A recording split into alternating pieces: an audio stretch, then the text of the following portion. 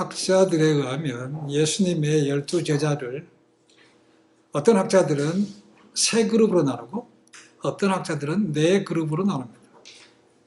3그룹으로 나누는 경우에 4명씩 짝이 되는 거죠. 베드로와 야고보와 요한과 안드레 4명이 같은 동네 출신으로 한 그룹이 들어갑니다.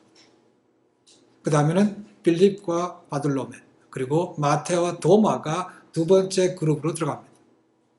마지막 3번째는 가나안 시몬, 셀로 땅, 가룟 유다, 그 다음에 야고보, 다데오가 4명이 마지막 그룹에 들어갑니다. 지금 어떤 학자는 또 4그룹으로 보기도 합니다. 그래서 3명씩 짝을 이루는 거죠. 첫 번째는 늘 주님께서 데리고 다니셨던 베드로와 야고보와 요한이 한 팀이 되는 것이고, 그 다음에는 빌립과 바돌로메와 마테가 한 그룹이 들어갑니다. 그 다음에는 다데오와 가나안 시몬, 그리고 가룟 유다가 들어가고, 그 다음에 도마와 알페 아들 야고보가 들어가게 됩니다. 그러니까 12명씩 되지만 어떤 그룹에 따라서 조금 차이는 있다는 거죠. 자, 그러면 오늘 말씀에 보면 가룟 유다가 아닌 유다가 등장합니다. 그럼 12제자 가운데 가룟 유다를 빼고 누가 그러면 유다인가라는 것입니다. 자, 이름이 확실한 사람들은 뺍니다. 그죠? 가능성이 있는 사람으로서는 2사람이 있습니다. 바돌로메와 다데오가 있습니다. 유다라는 말은 그 당시에 굉장히 흔한 이름이었습니다. 우리가 잘 아는 대로 유다가 맨 처음에 나오는 것은 야곱의 12아들 가운데 4번째입니다. 그리고 예수님의 형제 가운데 유다가 있죠. 그죠? 계시록 앞에 있는 유다서를 그가 썼습니다. 그리고 바벨론 포로로 갔다가 돌아온 사람들 보면 거기에 레위 지파 사람들, 제사장 무리 가운데 유다라는 이름이 꽤 많이 들어있습니다. 주로 느헤미야와 에스더서에 보면, 에스라서에 보면 그런 이름들이 나옵니다. 그리고 성경에는 나오지 않지만 또 한 사람의 유다라는 유명한 사람이 있습니다. 그것은 흔히 말하는 중간사에 나옵니다. 구약 말라기 시대 끝과 예수님께 오시기 전 신약 중간에 성경 기록되어 있지 않습니다. 그 중간사에 유명한 사건이 하나 있는데 그것이 마카비라는 이름이 나옵니다. 마카비 전쟁이라는 것이 나옵니다. 마카비 혁명이라고 합니다. 밀려오는 헬라 문화, 그리고 압박 가운데 우리의 성전을 지키자, 우리의 것을 지키자라고 해서 독립운동 비슷하게 일어난 것이 마카비 전쟁입니다. 마따디아라는 제사장이 있는데 그 아들이 많습니다. 7명이 있는데 그 중에 셋째 아들이 유다입니다. 그의 별명이 마카비입니다. 뜻은 망치라는 뜻입니다. 그가 주축이 되어서 그 막강한 헬라군과 싸워서 이기게 됩니다. 그리고 성전을 깨끗하게 합니다. 그 성전을 깨끗하게 한 사건을 통해서 지금까지 유대인들이 지키는 절기가 하누카라는 것입니다. 빛의 절기라는 것이죠. 그 사람 이름도 유다입니다. 물론 그런 성경에 나오지는 않습니다. 자, 그런 사람은 아닐 것이고 12제자 가운데 그러면 유다는 여기 말한 가룟이 아닌 유다는 누군가? 바돌로메와 다데오 2사람 가운데 좁혀집니다. 그렇죠? 일반적으로 바돌로메는 빌립의 친구였던 나다니엘이라고 봅니다.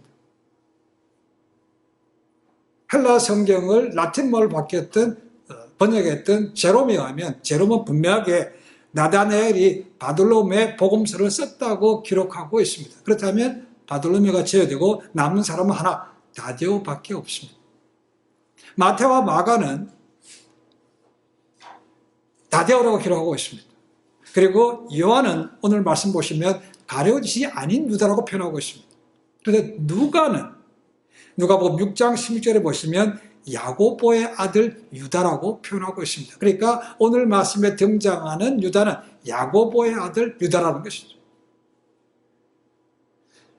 다른 제자들 중에 마찬가지로 이 유다에 대해서도 알려진 것은 별로 없습니다.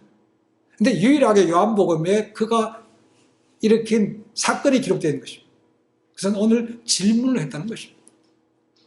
예수께서 이제 십자가에 돌아가실 날이 얼마나 남지 않았습니다. 몇 시간밖에 남지 않았습니다. 이제 중요한 말씀을 주십니다. 고별 설교를 하고 계십니다. 제자들에게 사랑하라는 새로운 계명도 주셨죠. 그리고 내가 갔다가 거처를 예비하면 다시 다시 너에게 와서 내 있는 곳으로 너희를 데려간다고 말씀하셨습니다. 그러니까 너희가 마음에 근심하지 말라고 했습니다. 그런데도 불구하고 제자들은 굉장히 두렵습니다. 그래서 그들이 가지고 있었던 평상시에 질문들을 합니다. 그 질문 가운데 첫 번째가 도마가 하고, 두 번째가 빌립이 하고, 세 번째가 오늘 유다가 질문하는 것입니다. 도마도 얘기합니다. 5절 말씀 보니까 주여 어디로 가시는지 우리가 알지 못하거늘 그 길을 어찌 알겠습니까? 그 길을 보여주십시오라고 해요.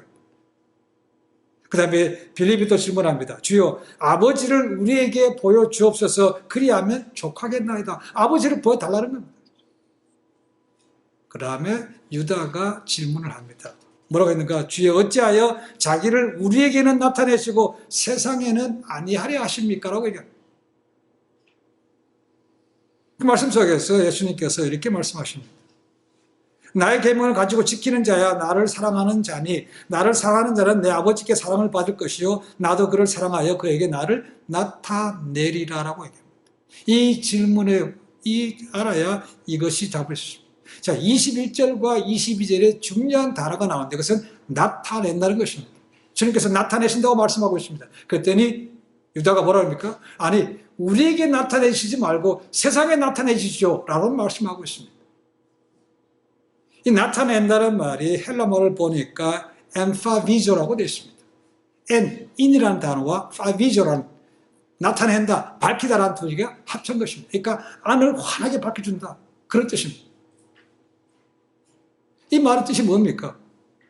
이들이 가지고 있는 생각은 아니 주님 중요한 것은 우리가 아니고 세상 아닙니까? 세상.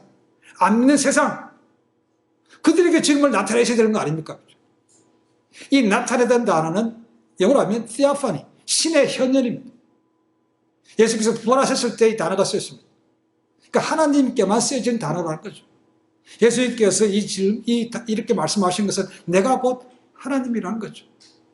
내가 말했던 대로 내가 죽지만 다시 내가 살아나서 너에게 나타난다고 말씀하고 있는데 제자들은 그런 말씀이 하나도 귀에 들어오지 않습니다. 왜요? 일단 죽으시는 것 자체가 용납이 안 되는 겁니다. 그들이 기대하는 건 뭡니까?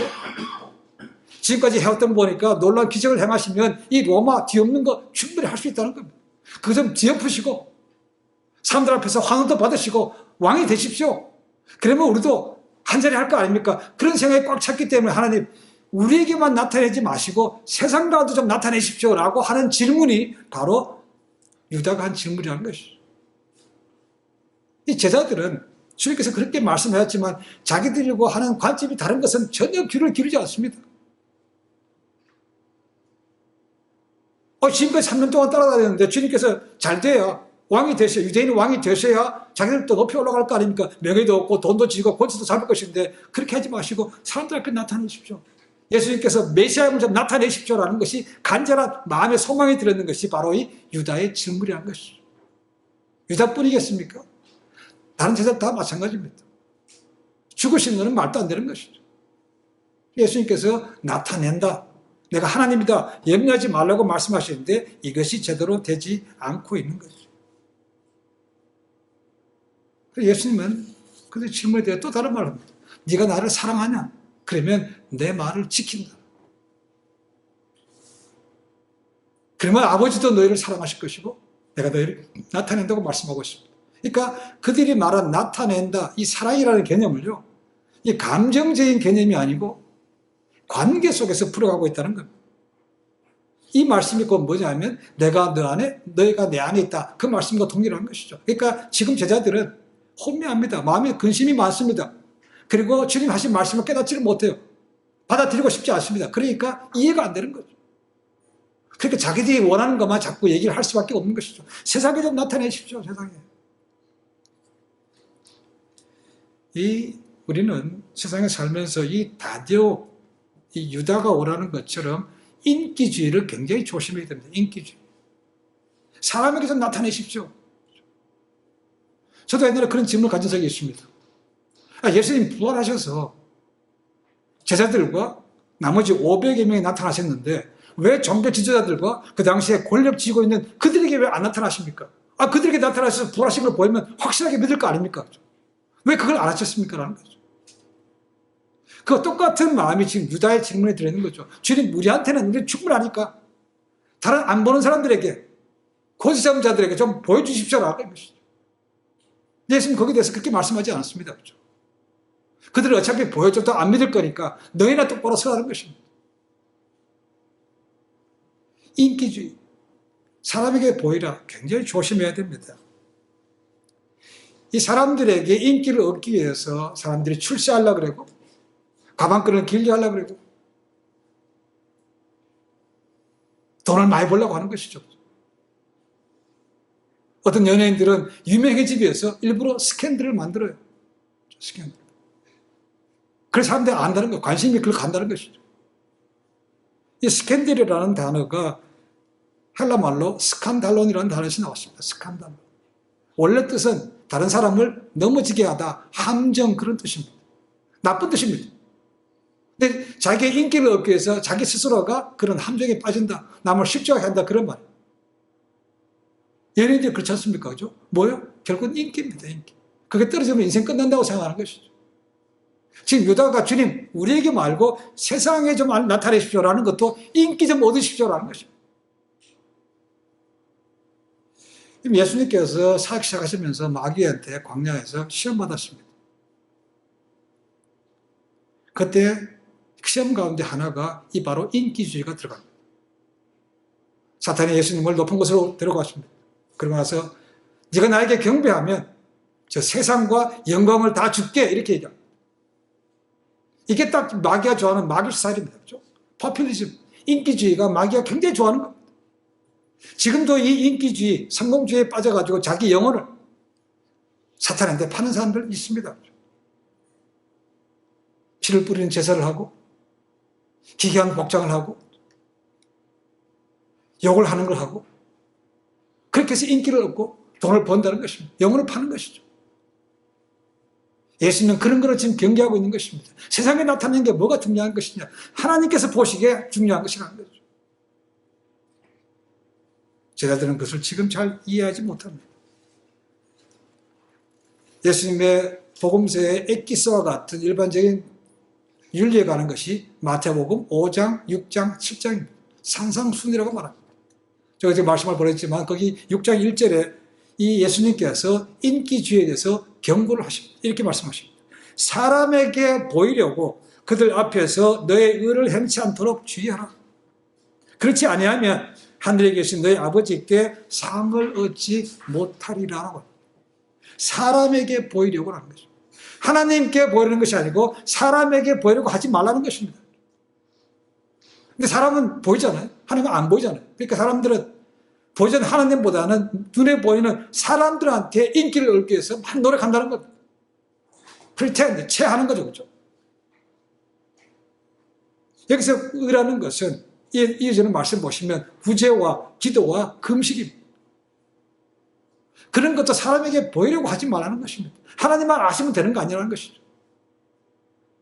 그래서 오른손이 하는 것을 왼손이 모르게 하라고 말씀하십니다. 표시내지 말라는 겁니다.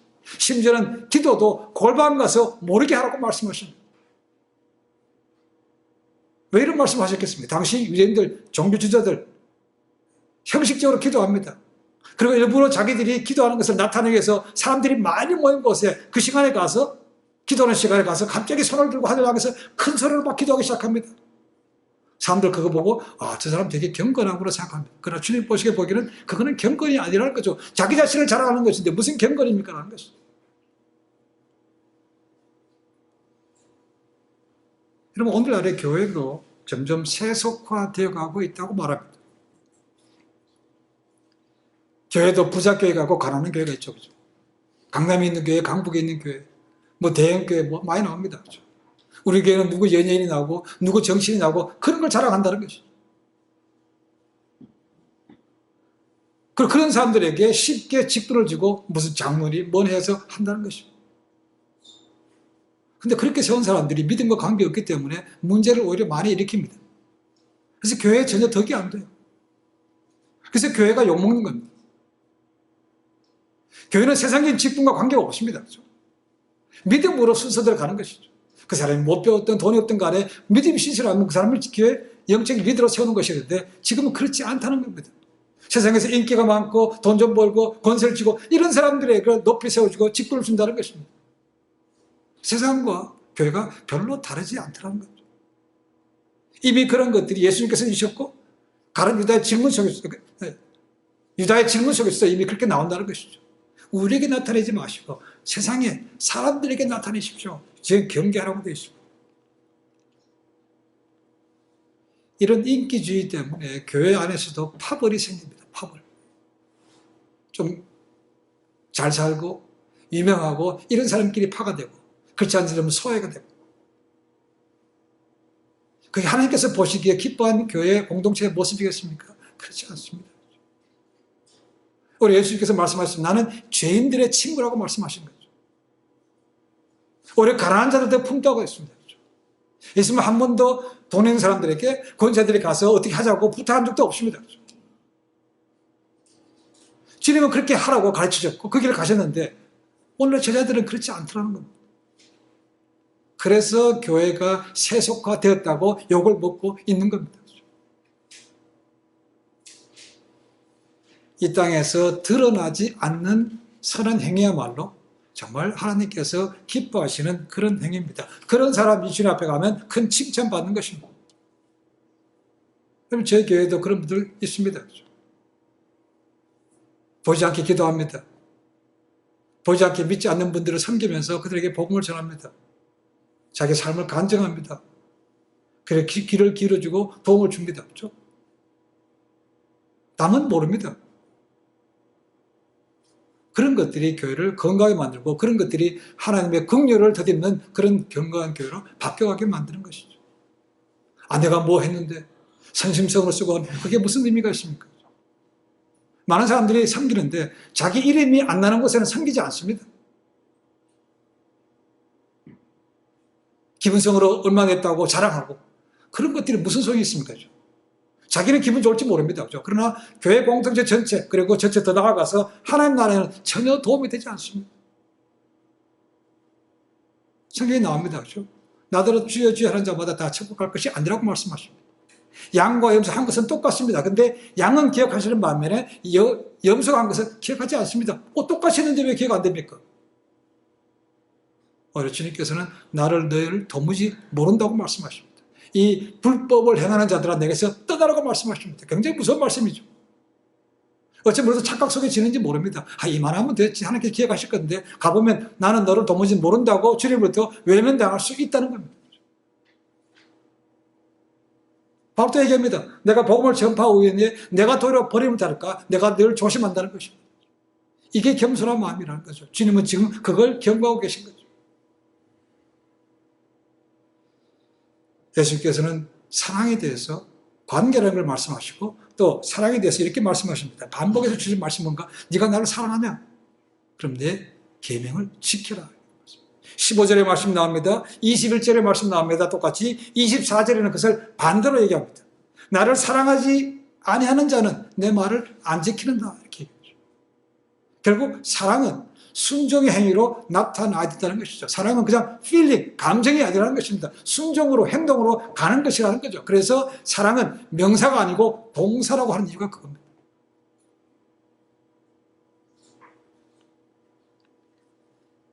사랑합니다. 근데 순종하지 않아요. 그러는 것이 전혀 사랑이 아니라고 말씀하고 있습니다. 그렇게 하는 것은 거짓이라는 것이죠. 그러면 우리가 어떻게 주님을 사랑하는데 제 사랑은 맞아요. 근데 어떻게 다 지킬 수 있습니까? 그럼 불가능한 거 아닙니까? 라고 해요. 다 불가능하죠. 맞습니다. 그러면 행하지 못하면 천국 못 가는 겁니까? 그렇지 않죠. 그래서 연약함을 아시기 때문에 도움을 주시기 위해서 우리 안에 거하시는 다른 분을 보내주신다고 약속하신 그거죠. 그렇죠? 내가 떠나고 나면 또 다른 보혜사를 내게 보내주신다고 말씀하셨죠. 헬퍼, 카운슬러, 컴포터를 보내주신다는 거죠. 그게 누굽니까? 홀리 스피릿, 성령 하나님 거죠.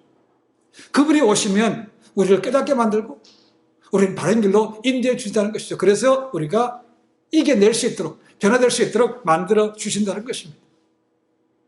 제가 말씀드리지만 육신을 입고 있는 나는 우리는 주님처럼 온전하게 변화되지 못합니다.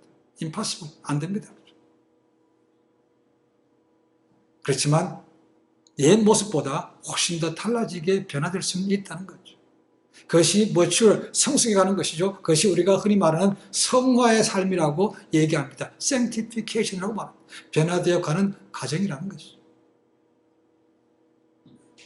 보혜사 성령이 우리 안에 가시기 때문에 우리가 달라질 수 있습니다. 그래서 보혜사 성령이 믿는 사람에 있어서 가장 큰 선물이라는 거죠. 가장 확실한 복이 성령. 그분을 의지해야 우리가 달라질 수 있다는 것입니다. 오직 믿음의 사람에게만 주어지는 것이 바로 이것이죠.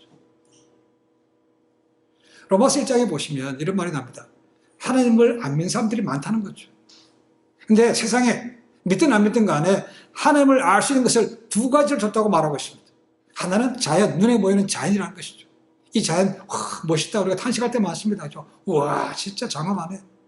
그 자연을 통해서 이것이 우연히 만들어진 것이 아니고 진화된 것이 아니고 하나님의 만드신 솜씨라는 것입니다. 두 번째 주신 것이 뭔가? 양심입니다. conscience. 양심이라는 것이죠. 우리가 최소한의 사람이라면 갖춰야 될 양심이 하나님께서 모두에게 동일하게 주셨다는 것이죠. 그래서 우리가 잘못된 것을 하면 양심이 찔리고 얼굴이 빨개지는 겁니다. 이건 사람에게만 좋습니다. 여러분, 짐승이 잘못했다고 해서 얼굴 빨개지는 거 보였습니까? 그런 거 없습니다. 몰라요.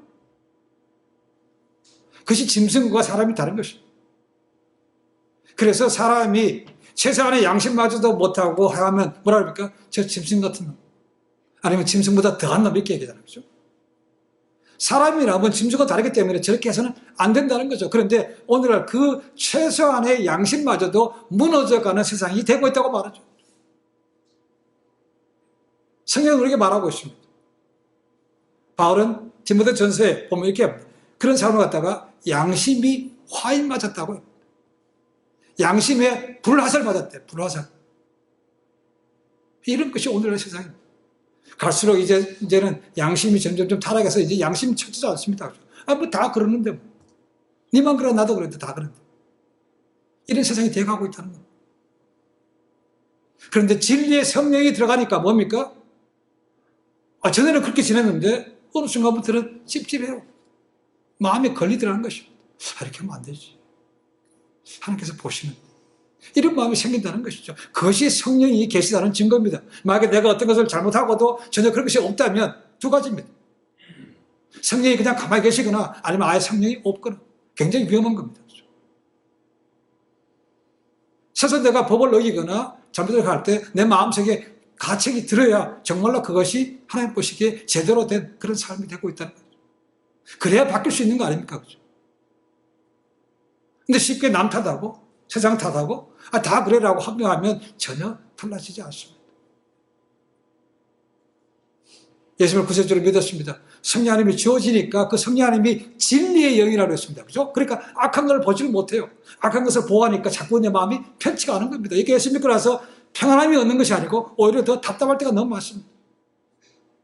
그걸 이겨 넘어가야 내가 승리할 수 있고 내 마음에 평안함을 누릴 수 있는데 그 전까지는 계속해서 갈등으로 끝날 때가 많다는 거죠. 한 원로 정치가가 은퇴한 다음에 이런 얘기를 하더라고요. 보니까 나는 평생토록 수없이 많은 사람들을 만나고 또 사귀었다. 그러나 그 많은 사람들 중에서 모든 면에 걸쳐 정말 바른 양심으로 의롭게 살아가는 사람을 아무리 세어봐도 5 손가락 안에 꼽지를 못한다는 거죠. 어떤 CEO는 이렇게 얘기합니다. 공직자들이 부패했다는 말은 이제 옛말이다. 이제 사업가들도 그렇게 부패했다는 것이죠. 뭘 하면 그냥 돈을 요구하는 것이 너무나 보편화됐다는 거예요.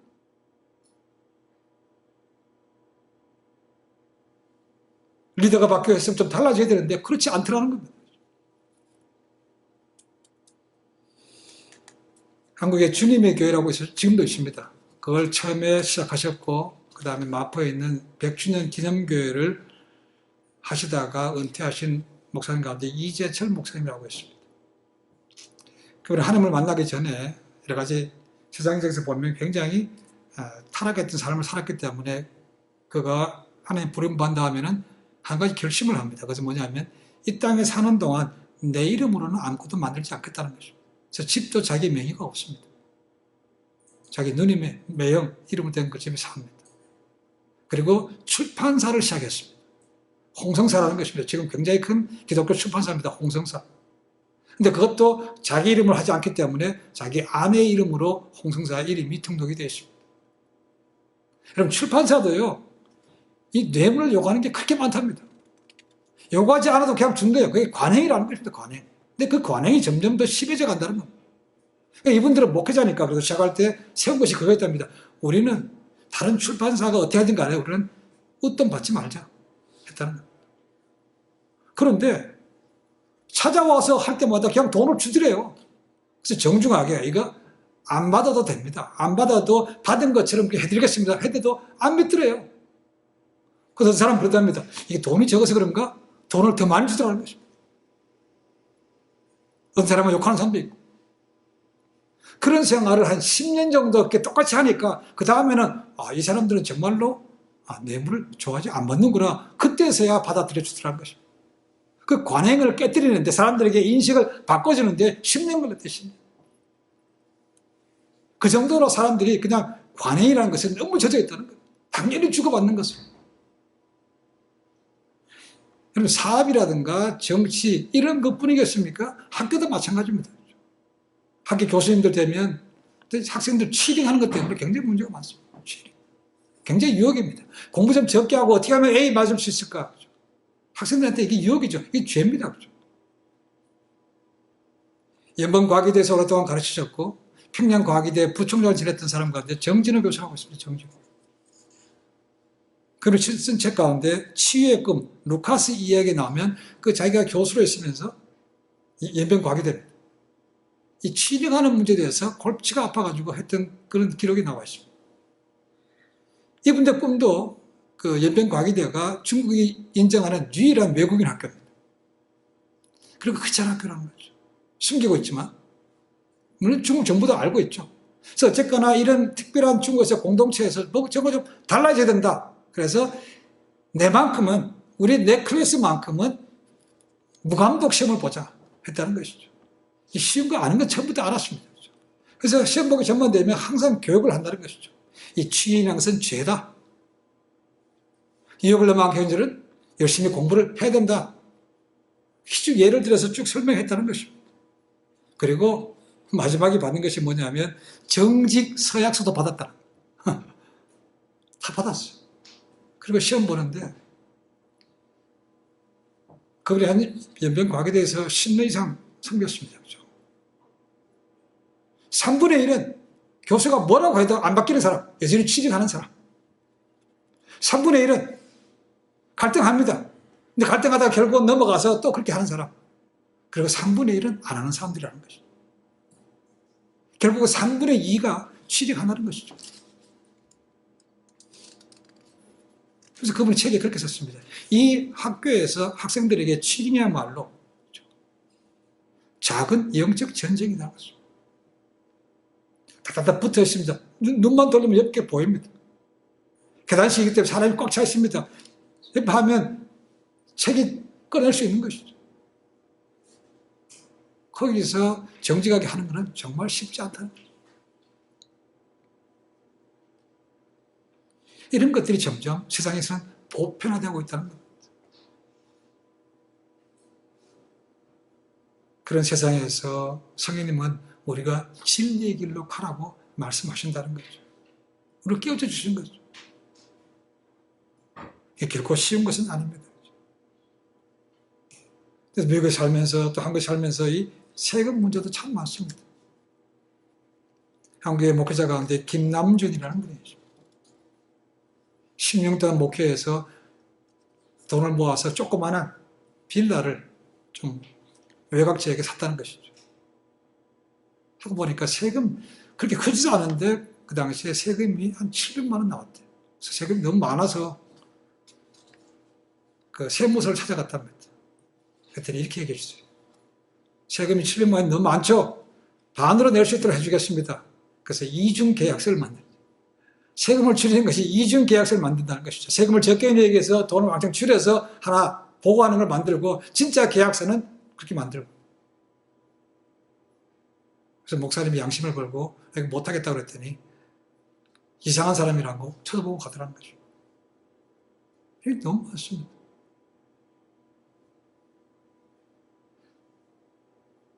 양심에 있어야 되는 거죠. 양심. 더 나아가서 성령님께서 그거 아니라고 말씀하신다는 거죠. 도둑질하지 말라는 거죠. 그죠? 거짓말하지 말라는 거죠. 이것이 성령님께서 하신다는 거예요. 네가 나를 정말 사랑하냐? 그럼 내가 성경에 주신 말씀대로 지켜 온전히 행하라는 것이죠. 쉽지 않습니다. 그러나 분명한 것은 사랑한다는 것은 주신 계명의 진리의 길을 걸어가야 된다는 것이죠. 여러분 자녀들 가운데 부모님 말을 그렇게 안 듣는 사람 있죠. 그죠?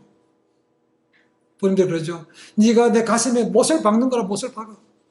그냥 못도 아니고 대못을 박는데 대못을. 만약에 우리가 똑같은 죄를 반복하면요. 예수님께서 이 땅에서 죄에 대한 대가를 없으시라고 오셨습니다. 그렇죠? 근데 우리가 똑같은 죄를 계속해서 반복해 지은다면 예수님이 십자가에 돌아가신 것을 그냥 무용지물로 만드는 것이고 우리가 또다시 예수님의 손이든 발이든 못을 박는 것과 똑같다는 거예요. 그게 사랑한다고 볼 수 있습니까? 그리고도 우리가 예수님을 사랑합니다라고 말할 수 있냐는 것이죠. 그것은 거짓이죠. 물론 옛 자아가 한순간에 없어지는 건 아닙니다. 그게 한순간에 달라지겠습니까? 안 바뀝니다. 그렇죠? 시간이 걸립니다. 그래도 불구하고 갈등하고 씨름해서 넘어지고 실패하더라도 또 바뀌어서 하고 달라져야 그것이 보시기에 하나님께서 보시기에 합당하다는 것이죠. 그걸 하기 위해서 예수님께서 내가 떠나고 나면 너에게 보혜사 성령을 보내주겠다고 말씀하신 이유가 바로 거기에 있습니다. 제자들에게 내가 부활한다를 다 봤지? 나 떠난다? 가서 알아서 해라? 이렇게 하지 않았습니다. 내가 약속한 것을 받을 때까지 내가 이것이 있으면서 기도하라는 것입니다. 그렇죠? 그래서 성령을 받은 다음에야 제자들이 나가서 담대하게 복음을 전하게 됐다는 것이죠. 지금도 성령님 우리 안에 가시면서 우리를 도와주기를 원하십니다. 우리가 그분의 찔림과 그분 주신 말씀에 귀를 기울이고 따라가야만 우리가 진리의 길을 가고 승리할 수 있습니다. 그렇죠? 때로는 더디게 보입니다. 그러나 더딘 것이 아니고 가장 확실하게 빠른 길입니다. 주님께서 말씀하십니다. 네가 나를 사랑하냐? 내 주신 계명을 가르침을 지킬 것이다. 세상에 인기주의가 중요하지 않습니다. 남들이 나를 어떻게 생각할까? 세상에 좀 유명해져야 되는데 올라가야 되는데 이거 하다 보면 결국은 유혹이 발생됩니다. 유혹. 그 유혹을 이기기 어렵습니다.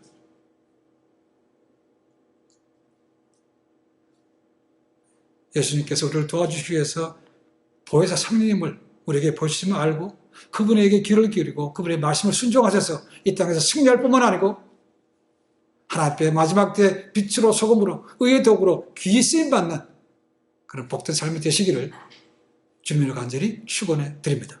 기도하겠습니다.